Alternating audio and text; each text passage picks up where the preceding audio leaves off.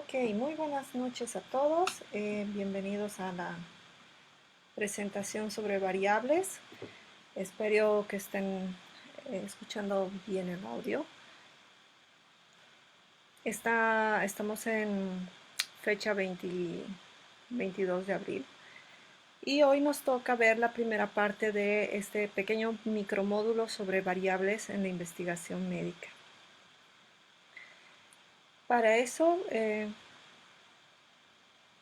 vamos a hablar un poquito sobre lo que son las variables.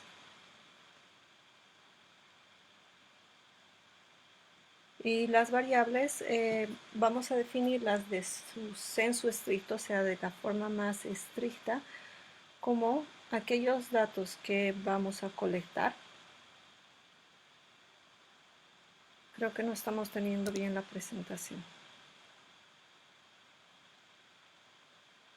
Esperen un segundo.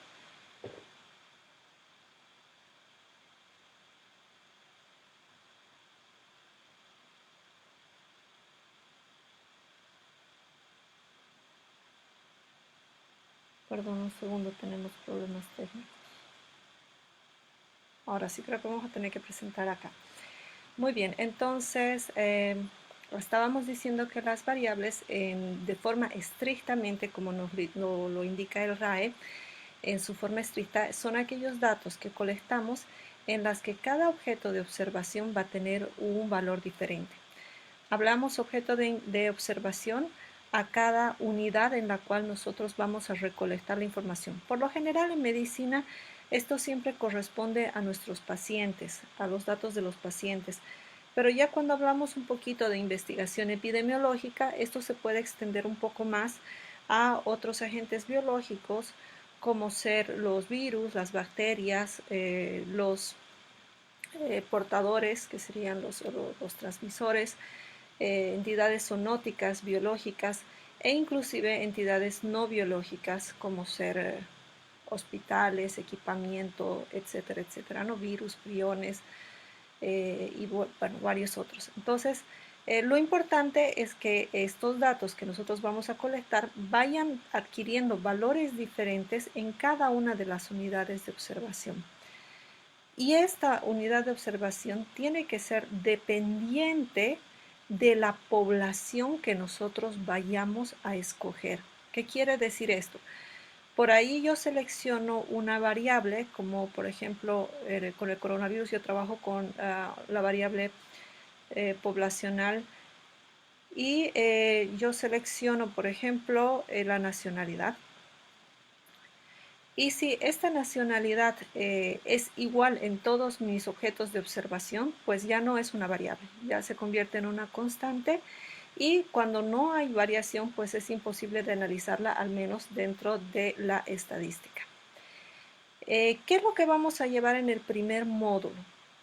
En el primer módulo vamos a ver un poco la introducción de cómo se manifiestan estas entidades o variables dentro de la investigación médica.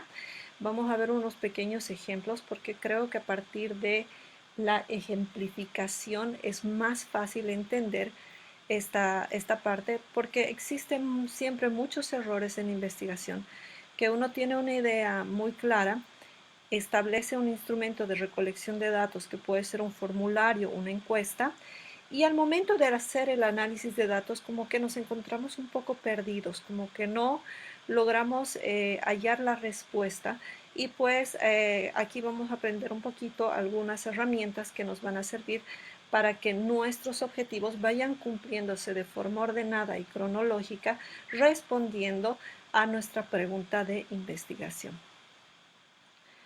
Y vamos a decir también que esto es muy importante porque en el área de la medicina nosotros tomamos muchas decisiones y estas decisiones no necesariamente son incorrectas, parecen arbitrarias porque al menos en Bolivia tenemos la costumbre de trabajar mucho en el empirismo.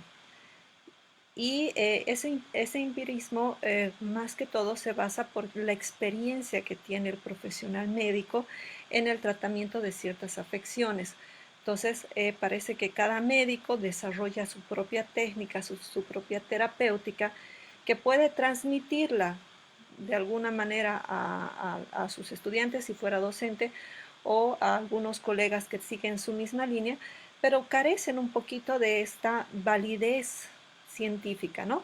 Hoy en día ustedes ya saben que existe lo que se llama la medicina basada en evidencia, que justamente elimina este paradigma y lo que trata es de traer toda esa información que se está generando en la parte clínica dentro de nuestros consultorios para poder validarlas a través de herramientas. La herramienta más potente, la más verificable siempre va a ser la estadística y por lo tanto esta va a generar una respuesta adecuada a esa demanda, ¿ya?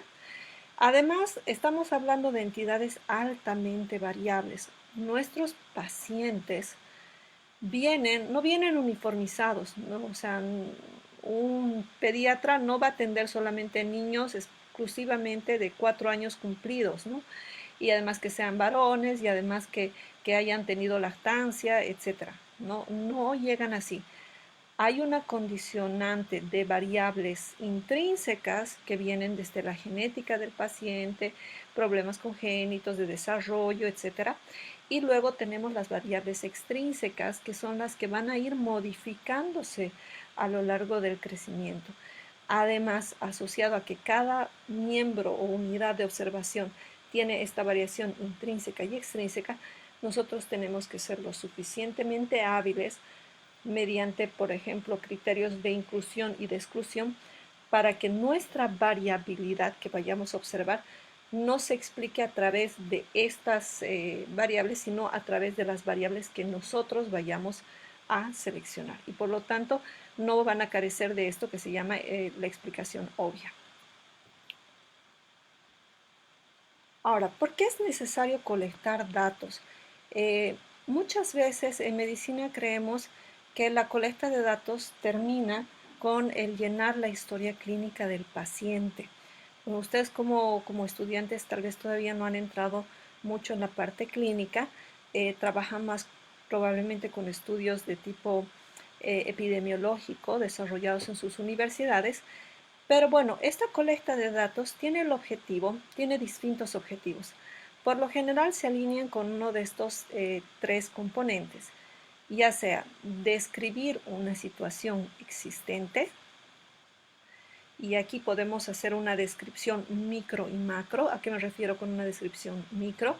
En hacer, por ejemplo, análisis biomoleculares para entender la fisiopatología de ciertas entidades patológicas. También tenemos para desarrollar nuevos conocimientos. Hoy en día tenemos el boom de desarrollo justamente en esta área porque el coronavirus es algo que no existía y pues todo lo que se haga sobre él va a generar un nuevo conocimiento y en sí intrínsecamente la ciencia va a llevar a un nuevo conocimiento de una u otra manera, porque si no, no habría investigación, ¿no? También porque queremos contrastar dos o más situaciones. En los primeros casos, nosotros vamos a trabajar más en un enfoque descriptivo, puede ser observacional o analítico, pero puede ser observacional o experimental. Y en el último, específicamente se trabaja dentro del enfoque analítico. ¿Por qué? Porque cuando nosotros contrastamos o comparamos dos situaciones o condiciones de nuestros pacientes, pues es donde vamos a obtener la mayor información para tomar decisiones en el futuro, independientemente de que esta comparación no vaya a repetirse en otros estudios, nos puede dar una idea más clara de lo que está sucediendo. Me explico. Si ustedes no tuvieran un parámetro por el cual comparar si un paciente está en febrícula o tiene fiebre o está normotermo o está hipotermo, entonces no podrían hacer el diagnóstico. Tienen que comparar, tienen que tener un padrón de comparación. Y este tipo de estudios donde se contrastan dos o más situaciones nos dan la oportunidad de establecer nuevos parámetros en poblaciones específicas. Si bien la OMS va a generar parámetros mundiales en los cuales nosotros vamos a sentar nuestras bases, existe y sabemos que existe poblaciones en los cuales estos parámetros varían. Por ejemplo, la raza negra es predisponiente para tener hipertensión arterial y en ellos va a ser muy fácil encontrar valores de presión arterial más elevadas sin necesidad de una presentación clínica evidente, ¿ya? A eso se refiere. Bueno, dependiendo entonces del enfoque, de tipo de enfoque, de metodológico que vayamos a utilizar, si vamos a hacer un estudio descriptivo, analítico, longitudinal, prospectivo, retrospectivo, lo que queremos con la colecta de datos es justificar lo que nosotros estamos planteando como hipótesis para demostrar la fiabilidad que tienen nuestros resultados. Fiabilidad, entendámoslos como un dato fiable, es aquel en que siempre que voy a aplicarlo me va a dar el mismo resultado, o sea, un parámetro de confiabilidad, ¿no? En base tanto puede ser a parámetros cualitativos y cuantitativos. Aquí también tenemos que hacer un pequeño paréntesis y puse cualitativos entre paréntesis porque dentro de la investigación cualitativa las variables pueden estar medianamente desarrolladas. Es decir, podemos tener una idea general de qué es lo que estamos buscando, pero no específica porque no sabemos si lo vamos a encontrar. O es más, en el camino de hacer la investigación cualitativa, podemos ir encontrando más variables en el camino adjuntándolas a nuestro trabajo de investigación, lo cual no puede suceder jamás cuando nosotros tenemos investigaciones de tipo cuantitativas. La investigación cuantitativa tiene que basarse específicamente en las variables diseñadas desde un principio en el proceso de planificación y no debe incluirse nuevas variables durante el proceso de ejecución del trabajo y tampoco, obviamente, en la parte analítica. Y hacer esto cometeríamos un error y es lo que normalmente ocurre, que cuando nosotros ya tenemos los datos, estos datos no se están ajustando a nuestros objetivos específicos y pues nuestros tutores por lo general nos dicen o que cambiemos el objetivo o inclusive que modifiquemos un poco el tema porque no hemos llegado a alcanzar este objetivo. Bueno, voy a quitar un poquito esto porque esto tenía que aparecer después, como no tengo la presentación funcionando correctamente, pues ¿cómo resumimos toda esta información? O sea, ¿qué información? La clínica de nuestro paciente, los factores de riesgo, más los factores ambientales, más lo que nuestro paciente refiere. Todo esto, si se dan cuenta, el médico a lo largo del atendimiento, él con toda esta información genera un diagnóstico, ¿no? Este diagnóstico que hace el médico de forma rutinaria, dentro de la investigación tiene que existir un formalismo. Este formalismo se va a traducir en que nosotros que tenemos una idea de investigación, que tenemos una pregunta de investigación, tenemos que seleccionar cuáles son nuestros indicadores confiables. Ustedes saben, hay signos pantonómicos de las enfermedades a los cuales innegablemente voy a tener una enfermedad. Tenemos que buscar esos mismos signos para nuestro trabajo de información. Tenemos que buscar unos indicadores, en este caso son variables, que sean tan confiables, que sean capaces de verificarse, de comprobarse y medirse, porque como estamos trabajando en investigación cuantitativa, tienen que medirse por alguna unidad de medida. Y si no existe la unidad de medida, pues nosotros tenemos que elaborar estos medibles, ¿no? Por ejemplo, aquí tenemos la escala de Glasgow. La escala de Glasgow, tú no puedes agarrar un metro para medir el estado de conciencia de tu paciente, pero sí a través de indicadores tú puedes establecer un valor referencial de su estado de conciencia. Entonces, es por eso muy importante que en medicina tengamos los medibles. Todos los algoritmos que nosotros vemos, las escalas las distintas escalas, pues son necesarias para poder realizar este trabajo.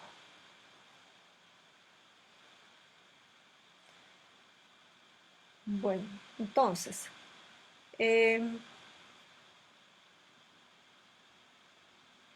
tenemos que partir de nuestros objetivos, ¿no? Tenemos objetivos, objetivo general y objetivos específicos, los cuales los hemos planteado en nuestro trabajo de investigación.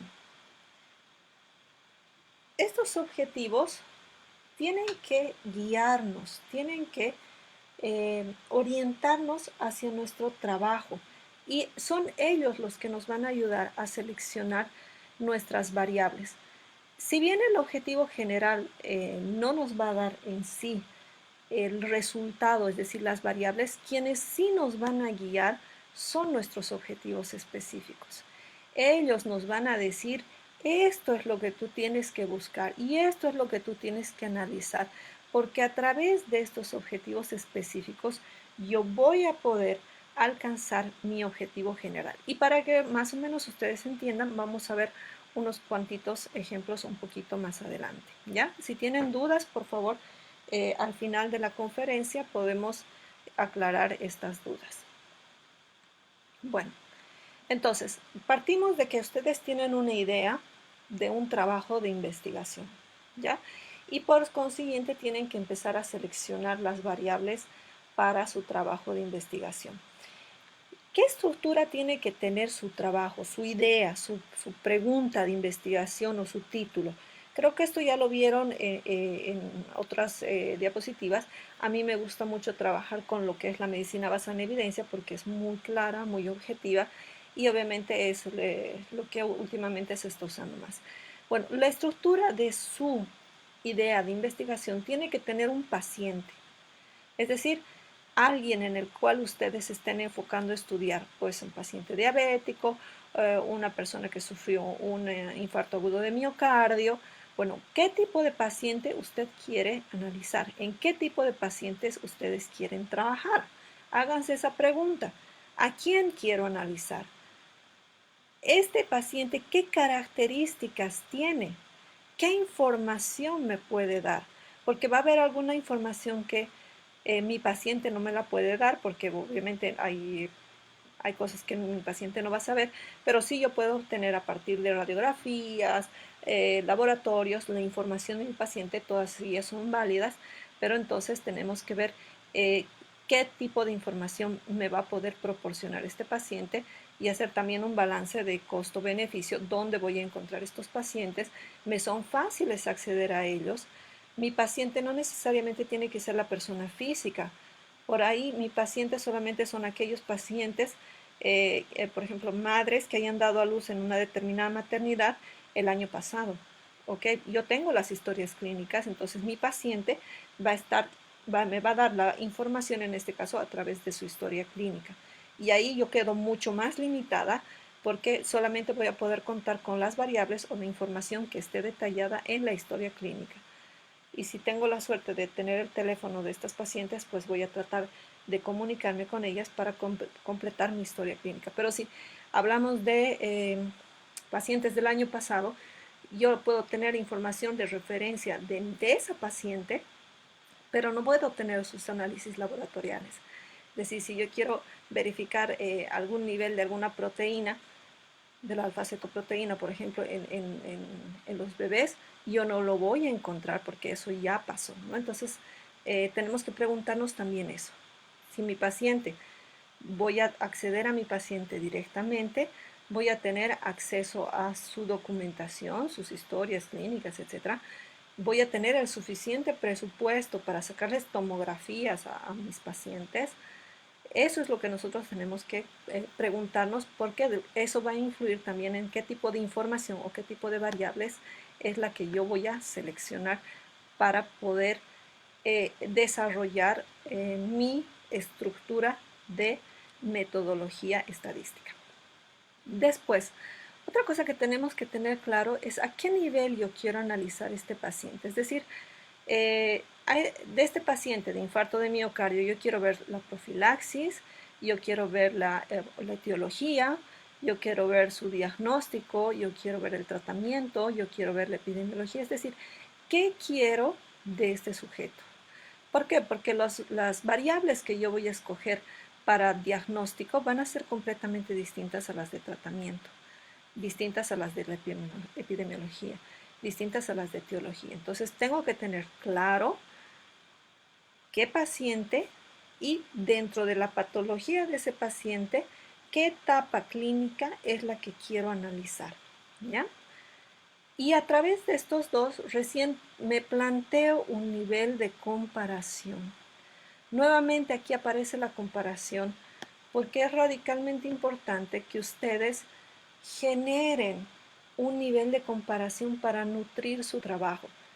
Los estudios descriptivos solos, por ejemplo, los casos, casos clínicos, no tienen nivel de comparación, porque es un caso raro que recién apareció, entonces solamente voy a describir cómo se presentó, cuáles son las variables, las manifestaciones, qué tratamiento, cómo evolucionó, etc. No puedo comparar porque no tengo parámetro de comparación. El único parámetro sería entre mi paciente clínico y un paciente normal con variables normales, y eso no me da mucha información. Pero si yo tuviera acceso a poder comparar cómo es la situación, por ejemplo, entre madres que sufrían migrañas antes del embarazo y las que no sufrían migrañas en el embarazo, y veo la cantidad de que ellas desarrollen, por ejemplo, hipertensión arterial, preeclampsia, entonces ya estoy comparando. Y eso me es importante porque al comparar digo, bueno, sí, hay mayor probabilidad de que las mujeres que sufrían de migrañas sea un buen indicador para que podamos atender la preeclampsia a tiempo y prevenirla, ¿no? Entonces, la pregunta aquí que sería, ¿contra qué quiero comparar? ¿Qué es lo que quiero comparar? ¿No? Y por otro lado, ¿qué tipo de medida, cómo voy a medir esa comparación? Si yo estoy viendo, por ejemplo, preeclampsia, mediré presión arterial. Y ahí está claro, mi variable, la respuesta a mi variable se encuentra acá, en cómo voy a medirlo. Porque ese cómo voy a medirlo me va a dar la respuesta a mis variables. Ahora sí, para que todo esto quede claro, y la variable, de dónde yo obtengo la variable de mi investigación, pues veamos un ejemplo, ¿no? Entonces tenemos aquí un estudio de investigación descriptiva, que es la caracterización de pacientes menores de 65 años que han presentado infarto agudo de miocardio en terapia intensiva, ¿ya? Entonces aquí, si seguimos el precepto anterior, tenemos la identificación del paciente. ¿Con qué pacientes quiero trabajar? Pues aquí me dicen menores de 65 años. Ya ustedes en el marco metodológico, en la parte de la introducción, ya han debido ustedes revisar la bibliografía para establecer estos parámetros de paciente. ¿Por qué un paciente de 65 años será importante de analizarlo en el infarto agudo de miocardio? Entonces ahí tal vez ustedes verán de que hoy en día los jóvenes o personas más jóvenes sufren de este tipo de infartos y todavía están en la etapa laboral y funcional y productiva de su vida, etcétera, ¿no? Entonces, también es importante hacer una pequeña revisión bibliográfica para seleccionar adecuadamente los criterios y seleccionar adecuadamente mi paciente, ¿no? Entonces, pacientes menores de 65 años con infarto agudo miocardio que se encuentran en la unidad de terapia intensiva. ¿A qué nivel estoy realizando la intervención? Es decir, yo quiero ver la etiología, yo quiero ver la profilaxis, yo quiero ver la terapéutica, ¿no? En este caso, fíjense, yo estoy viendo qué terapia es la mejor para aplicarse cuando me llegan pacientes menores de 65 años con infarto agudo de miocardio. ¿Qué nivel de comparación? Aquí yo puedo tomar distintos niveles de comparación. Puedo comparar los menores de 65 con los datos que tengo de personas mayores de 65 años. O tal vez lo que podría comparar es los pacientes que sufrieron infarto versus aquellos pacientes que no han sufrido todavía un infarto de miocardio. ¿Para qué? Para encontrar justamente estas variaciones que me van a ayudar en la terapia más adecuada en estos pacientes. El outcome, que es lo que buscan los investigadores, que se ve un poquito más adelante cuando se lee el artículo, es pues medirle en base al resultado cuál es la terapéutica que se debe aplicar en este tipo de pacientes. Ahora, ¿y dónde está la variable, no? ¿Y dónde ya he identificado aquí yo mi paciente, ya he identificado qué tipo de paciente es, qué cosa voy a comparar? Y las variables, ¿cuándo llegan, no? Bueno, llegan aquí porque yo ya sé que quiero analizar el infarto agudo de miocardio. Entonces, si analizo un infarto agudo de miocardio, ¿cómo yo mido un infarto agudo de miocardio? ¿Cuáles son mis indicadores de infarto agudo de miocardio? ¿No? Entonces, ahí yo me voy a analizar los objetivos específicos, me voy a analizar la literatura, me voy a analizar los estudios clínicos sobre infarto agudo de miocardio y cómo lo han caracterizado y cuáles son las variables que han medido para caracterizar este infarto agudo de miocardio, ¿no? Cómo evoluciona, cómo se va a distribuir, cuáles son las consecuencias, etcétera, etcétera. Y todas ellas van a tener que estar planteadas en nuestros objetivos específicos. Entonces, tal vez el primer objetivo específico que siempre debemos colocarlo es el de caracterizar a nuestros pacientes. Ver qué tipo de pacientes tengo, porque como les he dicho, muchas veces nosotros no podemos escoger a nuestros pacientes. Nuestros pacientes llegaron ya y son muy variables. Entonces, tenemos que describir qué tipo de pacientes ingresaron el año pasado con infarto agudo del miocardio, que tenían menos de 65 años, si eran hombres, si eran mujeres, si eran fumadores, si eran sedentarios, etc. Nos caracterizamos, el primer objetivo específico debería ser caracterizar a nuestra población. El segundo objetivo específico ya va enfocado, obviamente, específicamente a lo que nosotros queremos medir, en este caso, a el infarto agudo de miocardio. Entonces, si yo busco en la literatura, pues va a haber diferentes definiciones de infarto agudo de miocardio y diferentes tipos también de infarto agudo de miocardio. Entonces, la segunda sería caracterizar, por así decirlo, la patología, y ya de ahí yo voy a tomar cierto tipo de valores o variables que me van a ir indicando cómo yo voy a ir cómo va a ir evolucionando mi paciente. Aquí tenemos que tener mucho cuidado y por eso es importante una buena revisión bibliográfica, porque hay factores que afectan a otro factor que que afecta a lo que nosotros queremos investigar. Es decir, un dependiente de otro dependiente que reacciona con nuestra variable. Y a eso nosotros llamamos variables intervinientes, ¿ya? Estas variables intervinientes son muy delicadas y nosotros debemos tomar mucho cuidado con aquellas porque normalmente aparecen como si fuera un buen indicador cuando en realidad no lo es, ¿ya? Vamos a ver ahorita un ejemplo. Y vamos a ver también lo que son los valores dependientes, ¿no? Las variables, metodológicamente hablando, se clasifican en variables dependientes y variables independientes. ¿Qué es una variable dependiente? Su nombre lo dice, depende de. En este caso, nuestro infarto agudo de miocardio va a depender de qué?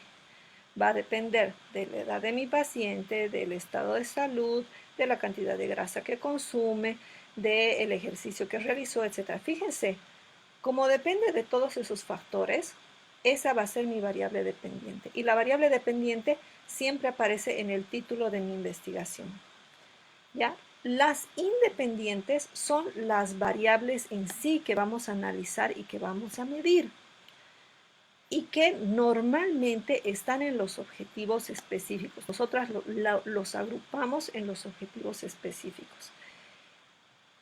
Y en este sentido de agruparlos en nuestros objetivos específicos, tenemos que tener especial cuidado justamente con estas variables intervinientes, porque luego podemos seleccionar una variable como les dije, que está asociada con otra variable que desemboca en mi paciente. Un ejemplo con el infarto agudo de miocardio, que yo tenga pacientes que vienen de dos tipos de regiones distintas. Una que es cerca al mar y otra que es más en la costa, no es en la costa, sino es dentro del continente. Y yo no tomo en cuenta, yo tomo en cuenta esta variable, pero digo, bueno, los que viven cerca de la costa están teniendo mayor presión arterial que los que viven en el continente. Entonces, el hecho de vivir en la costa es un factor de riesgo. Y yo no me estoy dando cuenta que tal vez mi paciente entra al mar, bebe agua, y el agua con sal, y la sal está produciendo una elevación de la presión arterial. Entonces, en realidad no es vivir en la costa, sino el problema es el consumo de sal. Pero si yo hago el análisis estadístico, me va a parecer como si la costa realmente tuviera influencia, cuando en realidad no es la costa, sino es un factor que está asociado a ese factor que recién modifica mi variable. Ya después yo sé que me van a llegar las preguntas y las vamos a ir respondiendo una por una. Bueno, vamos a analizar el resumen de ese artículo. No vamos a centrarnos mucho en la introducción porque creo que todos saben lo que es un infarto agudo miocardio. Vamos a ver los resultados porque uno de los defectos de los artículos es que por lo general no se mencionan los objetivos específicos, se sobreentiende, ¿no? Entonces, cuando nosotros leemos un artículo científico, no nos dice, nuestro objetivo general fue ta, ta, ta, ta, ta, y nuestros objetivos específicos A, B, C, D. No. Cuando nosotros sabemos cuáles fueron sus objetivos específicos, cuando analizamos sus resultados. Bueno, entonces vamos a ver los resultados de ese estudio. Nos dice en resultados, bueno, las personas analizadas en este estudio, el sexo masculino presentó un 61%, es decir, 63 casos. El grupo de edad en ambos sexos fueron más frecuentes, ¿no? De 56 a 65 años, en masculino, y en femenino tuvieron valores un poco más bajos. La media de la edad fue de 59 años para varones, 55 para mujeres, siendo 57 para el total. ¿Qué están haciendo acá? ¿No? Entonces yo me pongo a analizar y digo, lo que están haciendo aquí es el primer objetivo específico: describir a mi población. La están describiendo, están diciendo cómo está compuesta, cuántos hombres, cuántas mujeres, ¿no? Y una vez que las describen, empiezan a analizar un poco la etiología de este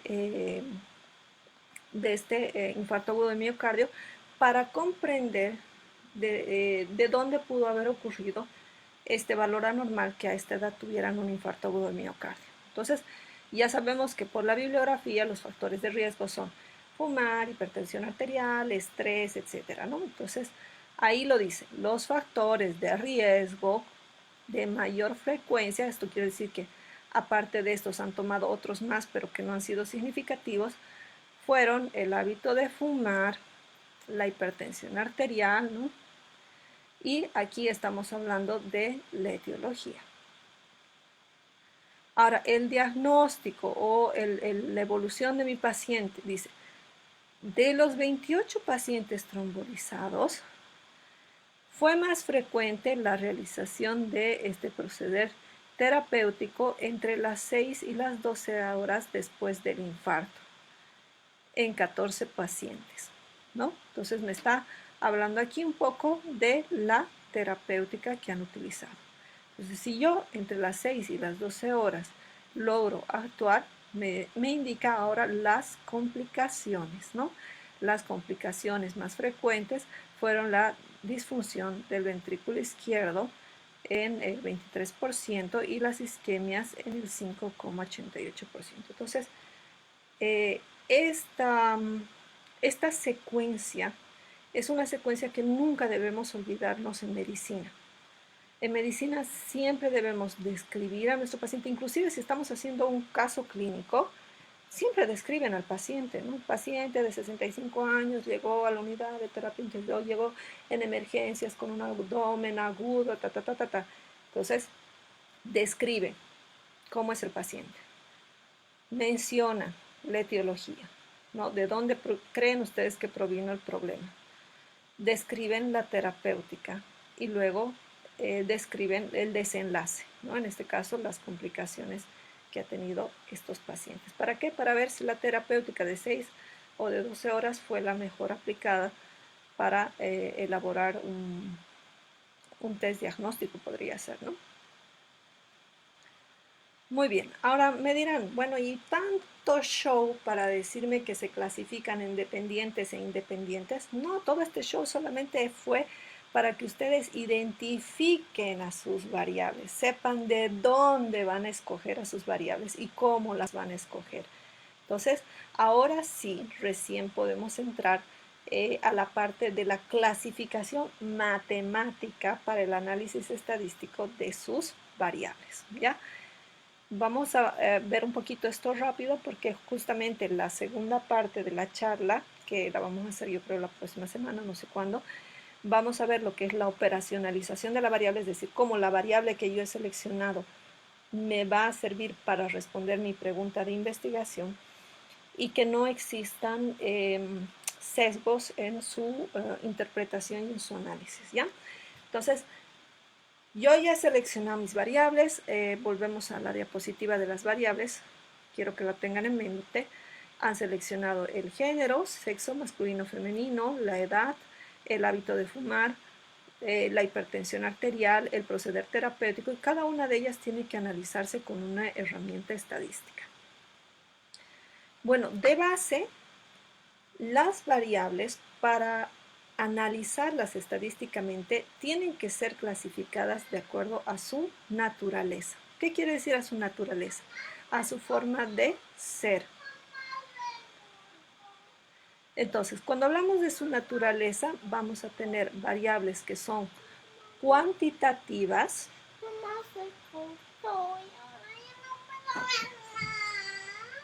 Discúlpeme un segundo. Por favor. Ya, no puedo hacer nada. Mi amor, por favor, mi vida, ven. Ya, tranquilo. Bueno, entonces, aquí trabajando desde casa. Tenemos variables que se llaman cuantitativas, que se van a clasificar en cuantitativas y otras en cualitativas.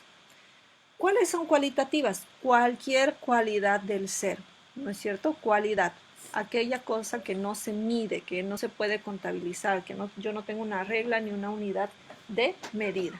Entonces, las variables cualitativas van a ser, por ejemplo, la nacionalidad, el estado civil. En estos pacientes, por ejemplo, podríamos establecer el nivel de estrés, podríamos establecer sus factores de riesgo, si fumaban o no fumaban, etcétera, etcétera, ¿no?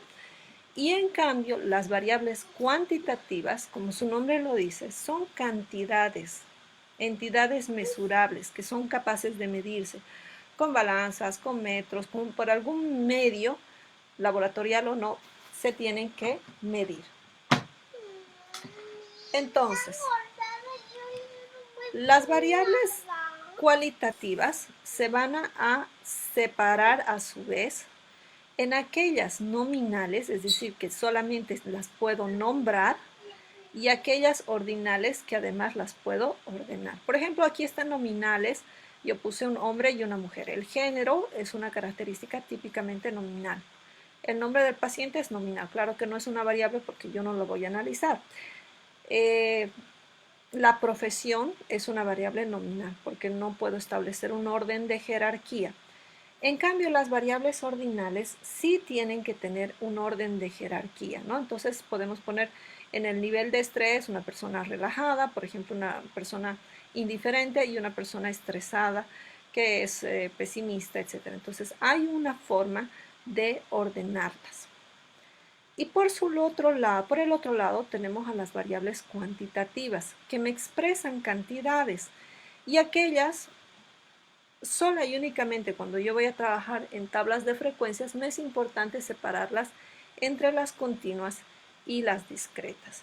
Ya para otros test estadísticos un poco más complejos, como por ejemplo las medidas de tendencia central y todas las estadísticas inferenciales, yo tengo que separarlas en aquellas que sean paramétricas que tengan comportamiento normal, esa curva normal que en algún momento la han visto, ¿no? Que tiene forma de montaña o de campana, que sigue la distribución normal, o de Poisson, y aquellas discretas y aquellas que no siguen esa distribución normal, ¿ya? ¿Por qué es importante hacer esta primera clasificación? Porque de esto depende los tipos de estadísticas que vayan a utilizar. ¿Ya? Aquí yo tengo un resumen. Ya la próxima sesión vamos a ahondar un poquito más en esto, pero solamente para que ustedes tengan un pantallazo. Cuando yo voy a trabajar con cualitativas nominales, como por ejemplo el género, lo único que puedo utilizar es la moda, ¿no? En la medida de tendencia central. Y lo hemos visto, ¿no? En el resumen del artículo decía, el más frecuente fueron los varones en un 60 y tantos %. Entonces, ¿qué estoy utilizando? La moda. ¿Qué es lo que ocurre con mayor frecuencia? Lo mismo decía, ¿no? El factor de riesgo más preponderante fue fumar. También, esa es una unidad de moda. Como medida de dispersión vamos a utilizar a la riqueza. ¿Qué es la riqueza? La cantidad de variables que existe, es decir, dentro de los factores de riesgo, cuántos tipos distintos de factores de riesgo hemos encontrado, ¿ya? Y si es género, cuántos géneros hemos seleccionado, ¿no? Ahora hay 2, ahora se nos obliga a poner un tercero de no sabe, no responde y ya.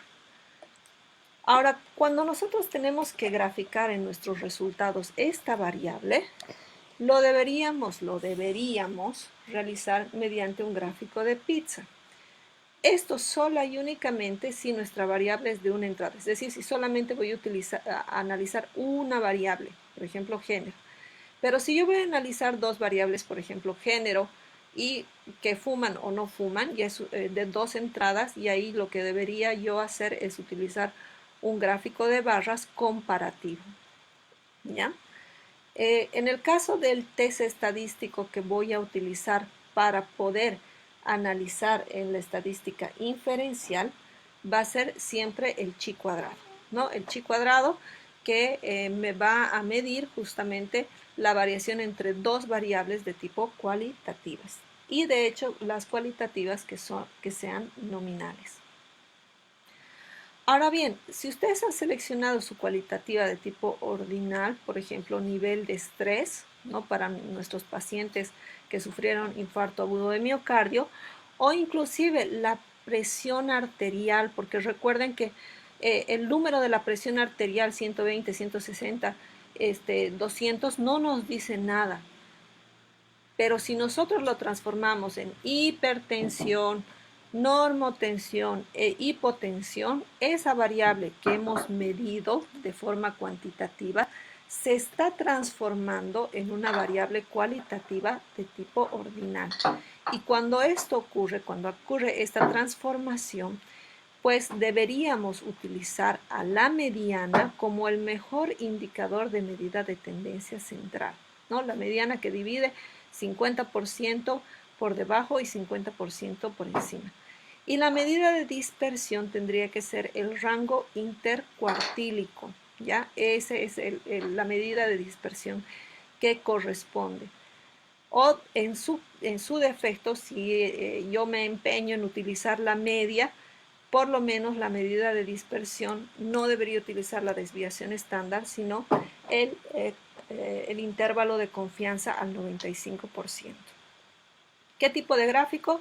Gráfico de barras, ¿no? Gráfico de barras puede ser de una entrada, de 2 entradas, simple o compuesto. Y el test estadístico que voy a utilizar, dado que esto es una variable ordinal, pues va a ser de preferencia, existen muchísimos otros, pero los que mejor se ajustan es la U de Mann-Whitney y la T de Wilcoxon, ¿no? Que me imagino que si ustedes investigan un poquito en Google van a encontrar alguna calculadora estadística donde ustedes metan los datos y ya pues les sale el test estadístico para ver si tiene significancia la comparación que están haciendo o no, ¿ya? Estas cualitativas ordinales en estos dos test, un test es para estudios de caso control y el otro estudio es para estudios de cohorte. Ahora, ¿qué pasa para las variables cuantitativas? Por ejemplo, la edad. que es la típica, ¿no? Primero yo verifico si esta variable tiene un comportamiento normal. Por lo general la edad, el peso, la altura tienen una distribución normal. Entonces voy a utilizar la medida de tendencia central, que es la media o promedio. Y cuando utilizo la media promedio, antiguamente, les estoy diciendo, desde el 98 para atrás, se utilizaba la desviación estándar. Pero desde el 98 para adelante ya no utilizamos la desviación estándar, sino utilizamos los intervalos de confianza. Inclusive la Organización Mundial de la Salud, cuando hizo los parámetros para las tablas pediátricas de los niños, en qué posición se encontraban los niños de acuerdo a su peso y a su talla y a la edad que tenían, pues antes se hacían con las desviaciones estándar y hoy en día ya se hacen con los intervalos de confianza para obtener los percentiles pediátricos que llamamos, ¿no? ¿Cuál es el gráfico que yo voy a utilizar? ¿No? Un polígono de frecuencias.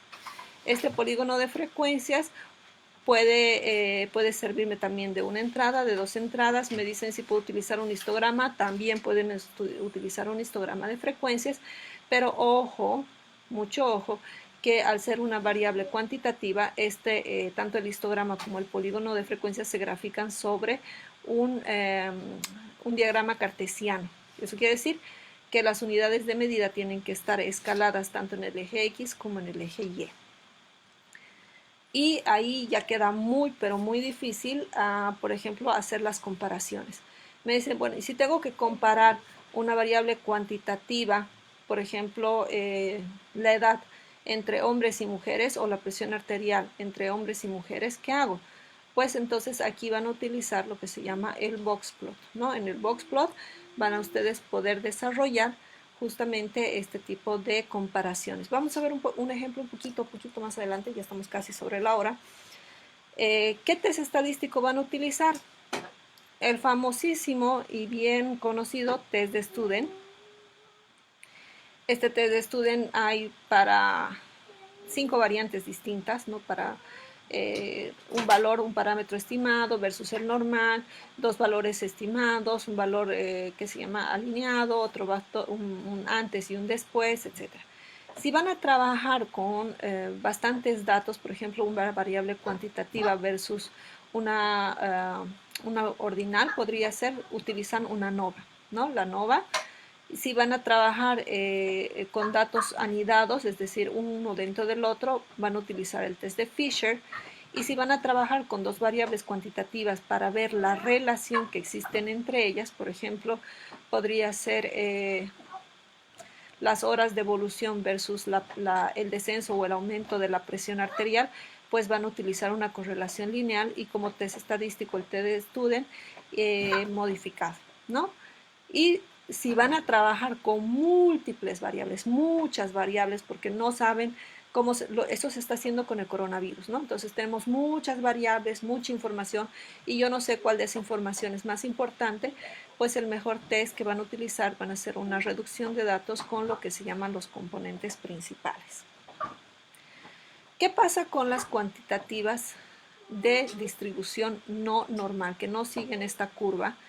Pues lo que tienen que hacer es trabajar con la mediana, que va a ser el mejor indicador, ¿ya? Van a trabajar con el rango intercuartílico, que les va a dar el 50% central de variabilidad.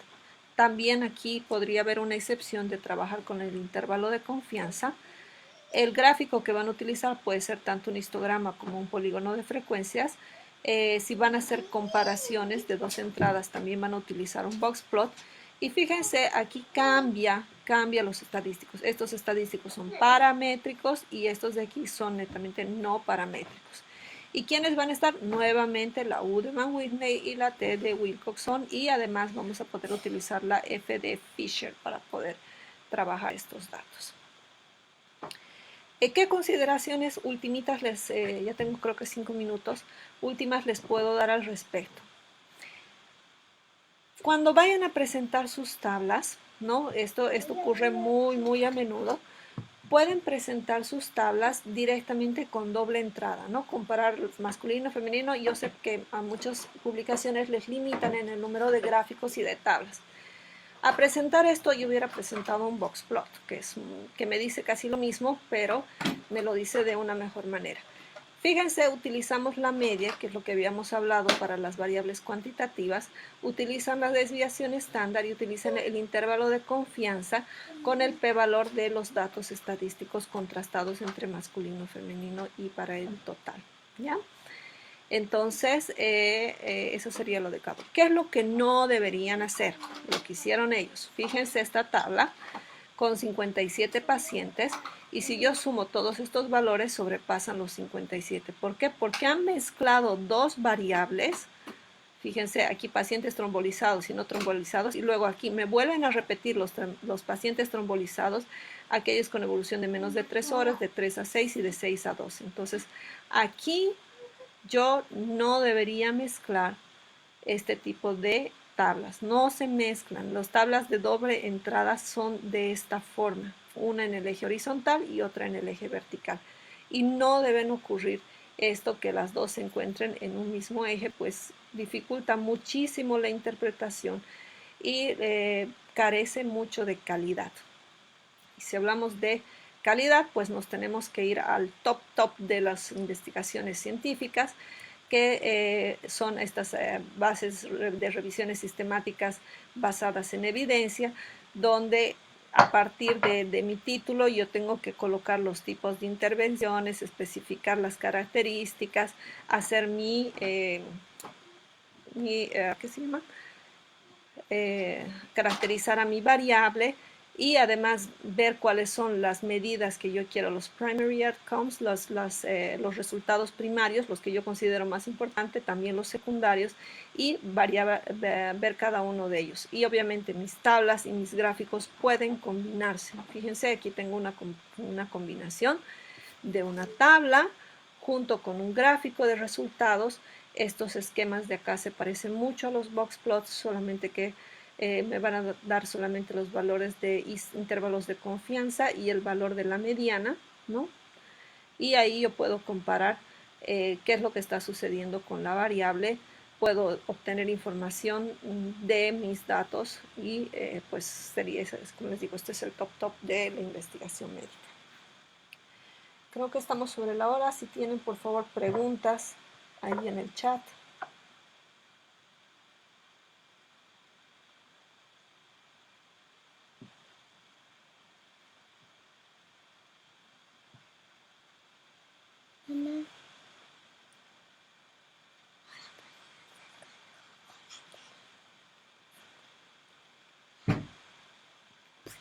Ok.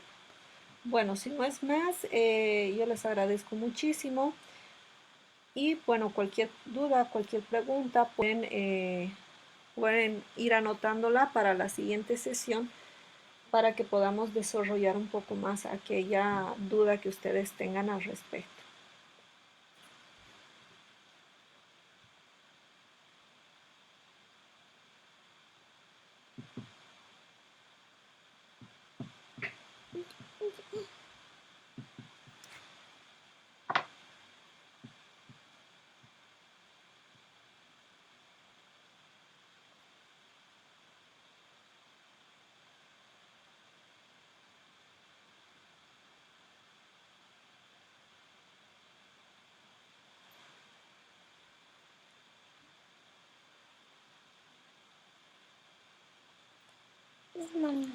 Bueno, muchas gracias a todos y nos vemos la siguiente vez.